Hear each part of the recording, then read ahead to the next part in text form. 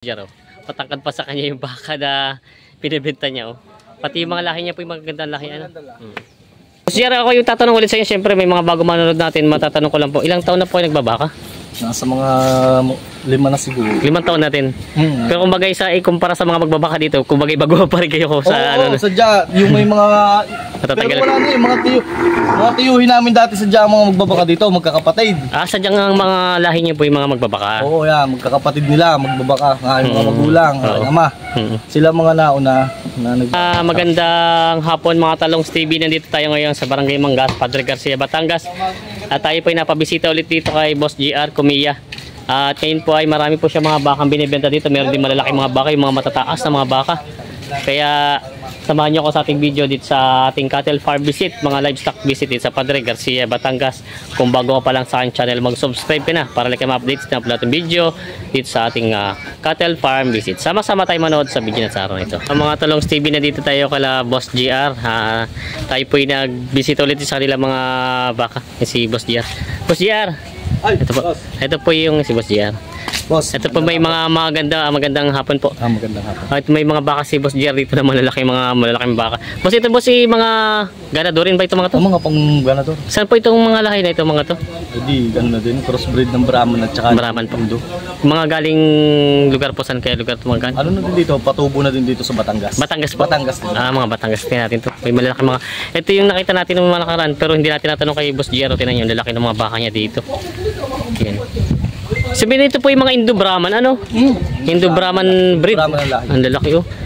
Halos ito ay ang magandang upgrade niya dahil makakapal ang pagkabaka. Oo, magandang pagkabaka. Yung mga maninipis ang pagkabaka. Ilan pong heads tong mga baka nyo ito? Yung total? Ay, ito lang pong malalaki. 11 yung ganyan. Tapos naman po yung mga ano nyo, ilan po dumating yun? 60 plus pa yan, 68 lahat dyan, may nabawas na naman. Ayun po, medyo mahina po ang bilihan ngayon itong oo, nadali tayo ng bagyuhan. Nadali tayo ng bagyuhan. Yung ibang tao syempre, kaysa sa bumili muna ng alaga ng baka, nag-iintindi muna ng kanilang mga bahay. Kaya yung iba, hindi naman natin masabi. Yung mga halaman nilang alaga, sila muna ang inuuna. Yun pala. Kaya ito naman sir, matanong ko lang po, syempre medyo malalaki na rin siguro ang presyo ito, matataas siya. Ito po yung kalimitan po yung magkano ang price niya? Mahigit ay 100 ng ganito. Mahigit 100 na po. Inalapitan ni Boss GR. Tingnan mo yung laki niya, halos yung puwitan niya, halos sintasan ni Boss GR, talaga mataas ang pagkabaka nito. Kita mga ito, meron pa rin dito. Itong isa lang. Ang lalaki oh. Ayan oh. Taklog na nga tayo dito pagka tayo pumakulong ito. Grabe ang laki oh. Ito yung mga maganda siyang gamitin materialis, ano? Yun, tingnan mo si Boss GR oh. Patangkad pa sa kanya yung baka na pinibenta niya oh. Pati yung mga lahi niya po yung magagandang lahi, ano? Ayan oh. Pero kahit malalaki ka babae. Kaya na oh. Pero Boss GR, siyempre ang talagang ano nyo, kalimitan po mga baka nyo talagang binibenta dito yung mga norte, ano? Norte, baka norte tayo. Yung mga bakang norte. Yung mga budget na 45, 40 pataas. Pataas po na mga meron tayo ng mga size dito. 40, 45, 50. Yung mga 60han ng pangkapapatining, 60han, 70han. Yun pala. Yun po yung mga available. Pwede po natin makita yung mga baka nyo sa koral na yata. Silipin natin. Madami nang nawalang mga malalaki. Oo. At nag-iba na rin pati. Yung mga nasa kabilang size na rin.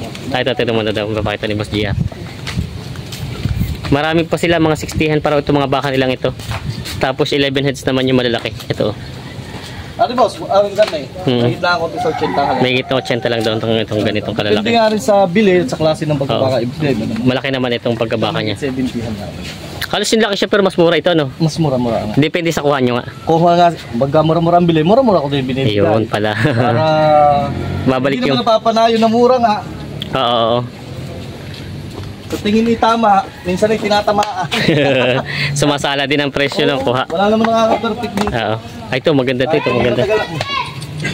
Ito yung mga malalaking pati ninyo galing norte po, mga baka. Mga norte ito. Mga norte, ano. Norte yan. Yan, no. Mga sa 70han na nga. ito na may kita 70han din mga presyo niya. Ito pong ganito kalalaki niya, may ilang heads na naman po itong mga available niyo pa. Ito mga 30 pa siguro. Marami itong malalaki niyo ngayon.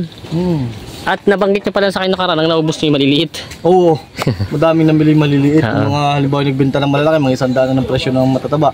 Pinalitan nila ng dalawa pinalitan. Kumbaga mas maliliit ang kinuha nila. Mas maliit, nalagaan din nila ng mga taon, isang taon, sa taon kalahati. O di, isa pa dami nga naman ang kanilang baka. Yan nga, kumbaga yung presyo na maliliit, mababagdagdag mo lang konti, dalawa na agad. Oo, yan. Kaysa sa malaki. Yan pala. Ito po yung mga ano nila boss. Tapos nandun po yung medyo mga maliit lang konti. Oo, mga size na medyo maliit. Tanggal ka bubong sa lakas din medyo bubong yan. Nag-iba daw yung bubong nila dito ng mga silungan ng mga baka nila. Yan. Ito yung malalaki. Ito yung magkakasama malalaki mga baka dito. Talagang mga materialis pang mga ganador. Ito yung mga baka nila boss GR dito. Alin po yung mga budget meal nyo naman? Ito yung may 50, may 50.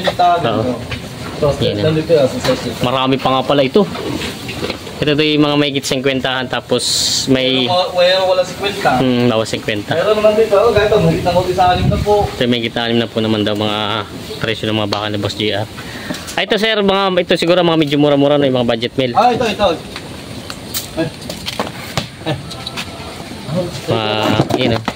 Ito ano lang to, mga patong na 40 ha. Mga torete lang ito no? Mga torete lang siya. Patong sa 40. Yan pala. Boss JR, ako yung tatanong ulit sa inyo, siyempre may mga bago manonood natin, matatanong ko lang po, ilang taon na po kayo nagbabaka? Nasa mga 5 na siguro. 5 taon natin. Pero kumbaga ikumpara sa mga magbabaka dito, kumbaga bago pa rin kayo ko sa sadya, yung may mga pero wala na yung mga tiyuhin namin dati sadya ang mga magbabaka dito, magkakapatid. Sadyang ang mga lahi niyo po yung mga magbabaka. Oo, yan, magkakapatid nila, magbabaka, yung mga magulang, ama. Sila mga nauna na nagbaka. Gusto ko nga salin-salin din. Mga kapatid ko, yan, mga kapatid ko. Puro magbabaka kayo lahat. Pero parang nabalitan ko kayo po graduate ng college, ano? Nakagraduate din naman ng ano. Nagtatrabaho na rin po kayo ng ano nun? Nagtrabaho din ako sa electronics, kaya hindi naman sa iba pag-negosyo. Negosyo po. Iba talaga po pagkakita ng negosyo, ano? Kahit pa utang-utang ka, may nahawa akong naibayad. Yun. Kaya mas maganda talaga kaysa kung pagbaroon ka magnegosyo. Hindi ko naman tinatanggi ang pagkukumpanya. Ayos din naman. Kaya lang, siyempre, nadamay, nagkakaanak. Mahal ang bilihin. Kumbaga sa 5 taon. Hindi ko kinayang suportahan ng galing lang doon. Kaya ito yung ginawa nila. Dito na lang po kayo nag-focus sa total. Ito na may kumbaga pamana na rin ng mga magulang nyo. Ang tatay nyo rin po yung magbabaka din? Matagal na magbabaka. Biyaheng Bicol, taas Norte yan. Sadyang mga mamimili pala kayo. Saka yung mga kanyang mga kapatid, mga tiyuhin ko. Yung iba, yung isang tiyuhin na lang natitira ng biyahe ngayon. Pero yung iba, mga tigil na. Tigil na sila. Mga anak na lang. Mga anak tuloy. Kumbaga ito is henerasyon na lang talaga nyo na magbabaka dito, no? Bigay sa susunod, yung mga anak ko din naman, kung mahilig sila sa pagbabaka, sila din. Halili. Kumbaga ayos naman po, kumbaga sa ganito, hindi rin man naiwasan yung lugi. Kaya lang kumpara naman po empleyado ka, mas magandang pala naman kaysa ano. Sa lahat ng mga hanap buhay, hindi mo naiwasan lagi yung natatalo dyan. Lugi, Pero hindi naman napapamalaging ganyan, nananalo. Mas malimit naman ang nakita. Pero ano pong kalimitan dito yung kalimitan pinagkakalugihan nyo sa inyong mga bakang ganito? Hindi mo naiwasan, may buhay, namamatay. Ayun, number 1. Minsan nasasaktan, nababalian. Hindi man pwede, kakatayin na din yan. Kakatayin na din. Presyong alagain. Ibang presyo talaga. Hindi naman pwedeng kagaya ng sa pangkatay, yun ang sukat. Kagaya niyan, pwede mo mahigit 40. Ayan ang pag kinatay mo, baka hindi makahigit lang ang konti sa 20. 20 lang baka hindi pa pa Baka hindi pa. Baka di abutin. Agad. Kumbaga yung pinakanalulugi niya sa presyo. Hindi katulad ng mga pag talagang wala siyang damage, kumbaga kagaya ng mga dinala ko ng pakain doon sa parang. Ito mga tulang buntot. Ilan yun? 4. Sige, talo ka na sa kapital, kailangan mo palaki mo na lang yun. Hindi mo nang bibinta sa mga mag-alaga. Papatabay niya lang po. Kaya na mismo bibenta sa katay. Yan pala. Kumbaga hindi rin tayo iwasan yun ang pinakalugi nyo sa ganito pagbabaka, no? Tsaka, kaganto, bili. Mahal. Hindi mo maiwasan na mahal ang kuha. Mahal din ang kuha. Sabay ka sa presyuan. Hindi mo pwedeng magpaiwan sa ganyan dahil walang kanahat buhay. Wala kang pagbabaka sa kalian at kitaan. Kumbaga maibalik mo sa binibenta nyo na halos puhunan lang para maibalik yung kapital. Minsan rin talaga yung talo ka pa sa kapital. Yung bili mo halimbawa, 60 ang bili mo, minsan na 58 lang, 59. Wala pa doon yung gastos. adi lugi ka na ng 3,000. So isang ulo pa lang. Hindi mo sakit-sakit na agad para sa iyo kung mga baka mo ilan lang. Oo. Paano mo babawi agad yun? Eh kung ganyan naman, labang ko, per dami naman. Per dami na lang. Kumita ka naman ng 500, pero paglagay natin 500, Oo. kakabaka naman ako dito mga 80 plus. Oo. Iba-iba din. Malaki-laki na din. Mabahagi mo sa mga mag-alaga. Hindi mo naman masosolo yun dahil may, kagaya ko may kasama ko, Kuya Arnel. Yung aking kapatid, kami magkabakas dito. Oo. Yun, tapos yung aming mga kasamang mag-aalaga. Binibigyan namin sa kanila. Yun pala ang pinakanan niya. Pag naalis yung gastos, may natirang konting kita, ayos din. Ayos na din.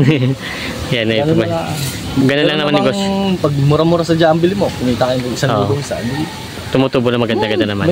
Kung bagay ganun ang negosyo lang, bawian na. Nga sa dating, gaya dito, yung lahat ng mga napunta na dito, di pabalik-balik na naman sila dito eh. Sanay na sila. Hindi mo naman pwedeng taluhin sa presyo mo. Dahil siyempre, hanap buhay. Nilang presyuhan din eh. Hindi sila mawiwili. Oo nga po. Kung bagay makasukay mo na rin naman sila. Oo, yan. Ang touring mo sa kanila, kasama talaga sa hanap buhay. Sila ang bumubuhay sa atin eh. Kaya dapat sila din ang aalagaan natin. Yun. Pamatagalan ng buhay, anak buhay na. Oo, ganyan. Pagka, siyempre, hanggat kaya mong pigayin, ipipigayin mo. Kahit may kita ka na, tapos hindi mo, siyempre, matagal nilang paghihirapan yan. Nabanggit nyo nga nakaraan para nabanggit nyo. I-share sa akin, isang linggo lang yan. Mayroon isang linggo talaga. Nadidispose ko na yan. Sa kanila, buwan, taon. Daan yan. Mas matagal nilang nagsasama. Kung bagay mas matagal ang hirap ang kanilang pagdadaanan para nila kitaan yan. Yun, tanto na. Kami, biyahe kami, alis kami. Siyempre, ano din naman sa part namin dahil siyempre, buhay din yan. Biyahe. Pero sa tagal ng pinagod, sa mag-aalaga talaga maraming pinapawis. Matagal-tagal na sa ganyan. Kasi yung iba inabot pa isang taon ng alagaan. Ito na. Ilan mga ganito? Ito mga ganito yung mga... Isang taon kalahati. Matagal-tagal. Kumikita, kaya sila nag-aalaga. Yan. Kaya naulit sila. Hindi naman sa pagano, nagbabangka din naman tayo. Mas, hindi ko naman nanapagbango, nakita din tayo. Nakita naman. Pero yung iba, invest nyo sa hayop. At yun puwera damage lang, puwera mamatay. Yun lang ang kalaban talaga. Pasang taon, basta ayos ang pag-aalaga, maganda kinikita. Yun ang pinakamagandang payo ni Boss JR dito.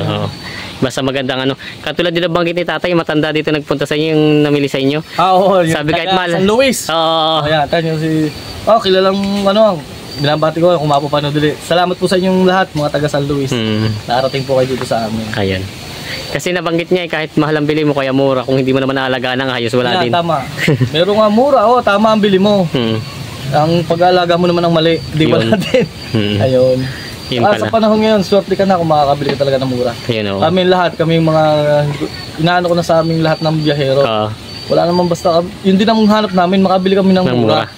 Wala naman talaga pagka hahanapin mo yung mura, wala kang iuwi. Wala na po. Laban na. Hanap buhay Oo. Kung tumubo ka, salamat. Kung matalo ka man, salamat na din. Hanap buhay natin to. Yan. Ganun lang. Ito yung sila Boss JR. Boss, pwede natin makita yung iba. Nandun yung mga ibang baka nila. Ito yung mga baka nila dito. Ito, may kita na ko dito sa 60. Ito mga pinulahan. Meron walang 60. Depende sa hindi makatinor Oo. Hindi siya... Ito, makita lang ako sa 5. Kumbaga hindi po siya nakakaano yung mga presyo na paghiwa-hiwalay. Ayan. Kalis na ulit ating mga kasama, yung mga mag-alaga. Yan po ito yung mga baka na. Dito po rin yung iba, no? Marami pa rin dito. Patong lang ako sa 40. Ito, may mga maliliit mga budget meal. Patong lang ako sa 40. Pero ito, klase nito, magaganda klase na din to. Yung alagaan mo lang din ng maayos, magaganda na din ang nilalaki niyan. Dahil ito naman, ang pinanggalingan nito lahat, Isa, Norte. Huwag lang sa malalaki. Oo. Yan. Boss, tingnan ko lang po yung nyo ha. Dito yung iba. Kaya nagtipit, baka tayo... Boss JR, ko na bahala. Nakataligod pa rin ay. Oo nga, hindi ba mahirap dito gano'n? Baka mahirap papagsapalaran baka mamaya sumipa ng isa Hindi mo masasabi. Oo, kahit galing norte minsan Ayan, ito po yung iba. Ayan. Ito yung mga ibang mga baka ni Boss JR dito. Meron ako sa 60, meron wala. Yan. Makahigit lang ako sa 55. Mahigit na 55. Ito, kaya ito, ganito malaki-laki pagpati na payat. Oo. Pato lang, 62.5 ko lang ang 62.5 lang. Ayan. Ito na yung mga... Ayan. Ito yung mga baka ni Boss JR. Si Boss JR lagi natin nabibisita din sa kanilang farm dahil sila po yung marami talaga lagi stock dito ng mga baka. Ayan. Direct na kayo sa akin dito. Bawal tayo dito magkakan. Marami na kasing na-out. Marami na din nakapunta. Kahapon pa lang, pagkadating yan, inabaka na tayo dito. Marami na po. Oo. Ayan na Boss JR. Ano po may nabanggit kayo na kayo nagpaparada din saan nga po kayo nagbebenta ng baka? Sa Quezon, Lutukan, sa Lutukan, Sariaya. Sa tapat po ng Albars yung mga taga Quezon, Sariaya. Tsaka yung mga malalapit na lugar po dyan, mga Candelaria niya. Pwede niyo po akong puntahan doon. Direct din po tayo makakapag-usap. Yun. May pan-deliver naman din po tayo kung sakali. May tricycle po tayo o kuha jeep. Nandun po tayo. Pwede ko rin po i-deliver. Pre-deliver na po yun, ano? Pwede na i-deliver ko rin po. Basta po kaya natin i-deliver. Oo, wag lang malay. Mga abot lang po natin. Yan na si Boss Jer. Eh, Boss Jer, kung sakali naman po, pag may mag-i-inquire sa inyo dito, ano pong address nyo naman dito pag dito sa inyo pupunta? Ay, dito po. Padre Garcia, Batangas, Barangay Mangas. Barangay Mangas, yun. Ayan po sila. Hanapin nyo lang po ako dito. Madali nyo naman po kami magpagtatanong. Isang compound lang po kami dito, Comillas Compound. Comillas Compound. Yan. Pagka gusto nyo pong dito pumunta sa Quadra, ipagtanong nyo lang po ako. Dahil meron pa rin po mga Quadra sa una, sa mga kapatid, sa mga pinsan. Ito po kasing Quadra ko, medyo papasok. Medyo loban po. Oo, loban. Kaya yung mga sukay ko talaga, dito lang talaga. Yung ibang mga baguhan pala pupunta, hindi nyo basta matuto. Hindi yun, itatanong nyo rin po sa akin. Ayan. Pwede nyo din naman po akong tawagan para kung sakali, makakaon ko kayo, masusundo ko kayo. Ano mamabayin nyo, sir? Tawagan nyo lang po sa 0939-5502-584. Yan po ang contact number. Yan po. Sa Facebook naman po sa Messenger, JR Tumia po. Yan, si Boss Jer. Pwede nyo po ang contact dyan. Yan, si Boss Jer. Boss Jer, maraming salamat po sa inyong oras. Maraming salamat din po sa inyo. Laging napupuntahan nyo po ako dito. Yan. Para pag na-bisita kayo doon, makapagkapimbara ako mala ako tayo. Yan. Ayan, ito po yung mga baka. Salamat, Boss Jer. Ito po yung mga baka nila, Boss Jer. Ayan. Ito po yung mga Talongs TV. Pag kayo po yung mga interesado, pumunta lang kayo at punta kayo si Boss JR dito lang sa Barangay Mangas, Padre Garcia, Batangas. Sa mga baka nila, puro mga patining na mga baka. Ayan, maraming salamat po sa panonood mga Talongs TV. Sana po lagi nyo i-share ang ating mga video at sana po huwag nyo kalimutan mag-subscribe. At syempre, yun na, yung pag-share po, sana po i-share nyo ating mga video para mapanood ng iba at madagdagan yung ating views. Ayan, maraming salamat po sa inyo lahat. God bless mga Talongs TV.